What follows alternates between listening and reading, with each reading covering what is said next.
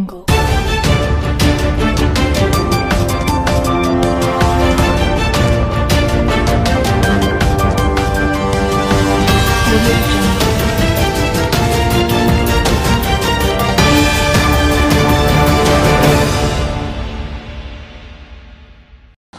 আগে যুব তৃণমূলের একজন অঞ্চল সভাপতি খুন করা হয়েছে। তৃণমূলের পক্ষ থেকে অভিযোগ করা হচ্ছে মুর্শিদাবাদ জেলাতে কংগ্রেসে খুন করেছে ইলেকশনের আগে।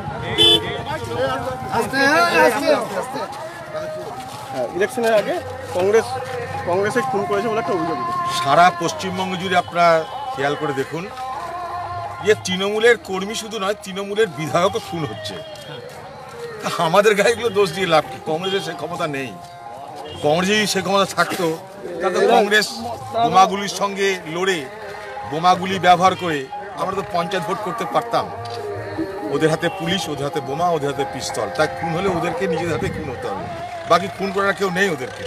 যদি কেউ থাকতো তাহলে কথা উঠতো, তদন্ত হোক। কালকেই দেখবেন তৃণমূলের কোন নেতা বেরিয়ে গেছে। সারা পশ্চিমবঙ্গ জুড়ে হচ্ছে, এটা এখানে বলে না। যদু বংশ এইভাবে ধ্বংস হবে চিন্তার কোনো কারণ নেই।